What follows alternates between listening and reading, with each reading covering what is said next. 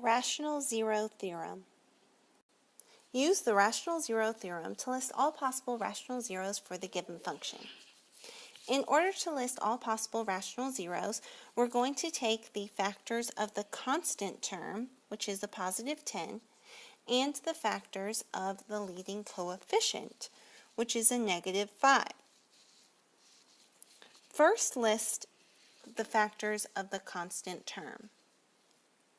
The factors of 10 are 1 times 10, negative 1 times negative 10, 2 times 5, and negative 2 times negative 5. We need to list the positive and negative factors. Next, we'll list the factors of the leading coefficient. The factors of negative 5 are 1 and negative 5, and then negative 1 and positive 5. Next, we'll divide each numerator by each denominator.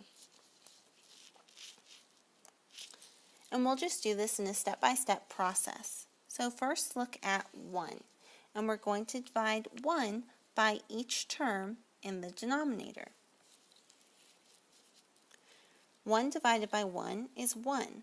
1 divided by negative 5 is negative 1/5. 1 divided by negative 1 is negative 1, and 1 divided by 5 is positive 1/5. Now we'll do the same process with 10. 10 divided by 1 is 10. 10 divided by negative 5 is negative 2. 10 divided by negative 1 is negative 10. 10 divided by 5 is a positive 2. Now we'll go ahead and look at the negative 1. Negative 1 divided by 1 is a negative 1.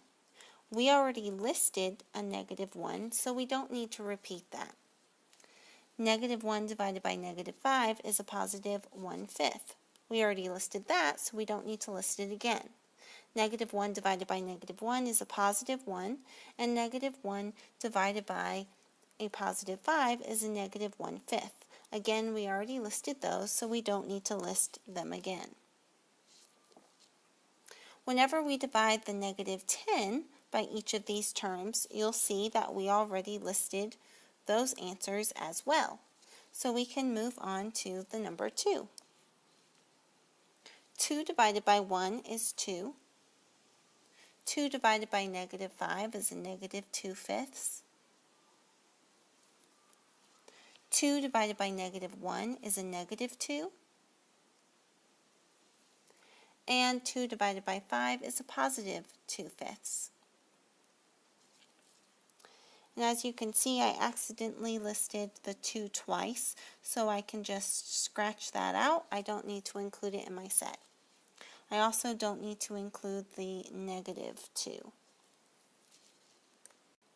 Now we can move on to 5. So 5 divided by 1 is 5. 5 divided by negative 5 is negative 1, but I already have that in my list. 5 divided by a negative 1 is a negative 5. And then 5 divided by 5 is a positive 1, but I already have that in my list. And we can follow this process again with the negative 2. When I divide each of the terms in the denominator by negative 2, you'll see that I already have them listed in my set. And then the same with the negative 5. Whenever I divide my denominators by the negative 5, I have already listed those in my set. So these are all my possible solutions and the answer to my problem.